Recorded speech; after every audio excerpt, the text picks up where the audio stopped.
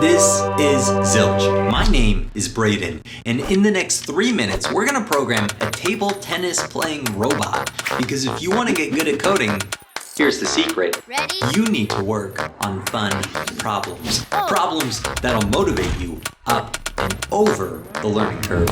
Let's get started.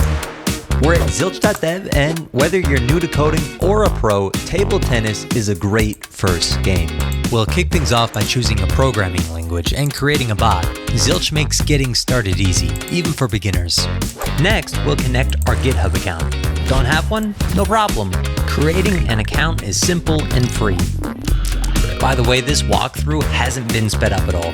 Getting up and running with Zilch really is this quick.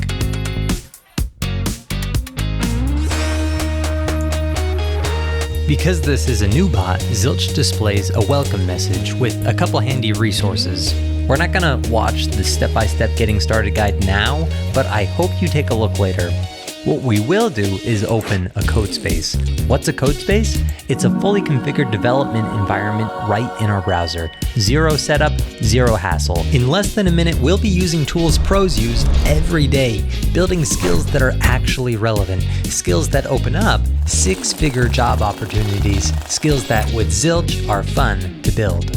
Now that our code editor has loaded, we're greeted by the project README, which is just instructions on how to get started. Once we've taken a quick look at our bot starter code, we'll run connect in the terminal to establish a link between this bot and Zilch. And if you're feeling lost, don't worry, a link to that step-by-step guide mentioned earlier is waiting for you at the end of the video. After we follow the instructions here and authorize this bot to connect to Zilch, we'll be able to run games of table tennis with our new bot. Let's head back over to Zilch and start the game. By the way, the Zilch playbook contains a ton of great resources that'll help you out when you're feeling stuck. Open it up whenever you need a hand. And since we haven't touched our bot's starter code, defeat is the expected outcome. The right panel shows messages from our bot.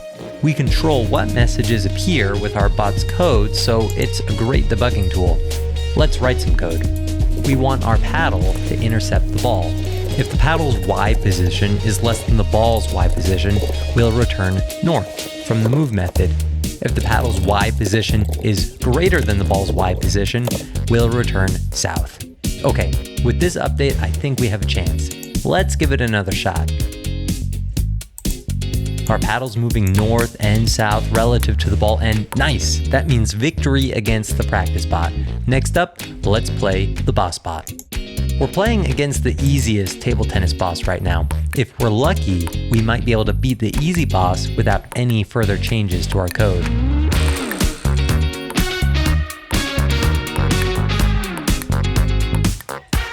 Perfect, we won a star. If we're able to beat the toughest table tennis boss, we'll win 2 more stars, but I'll leave that as a challenge for you to solve. After table tennis, there's tic-tac-toe, more complex games like chess, and even capture the flag, not to mention other cool features like multiplayer and tournament mode.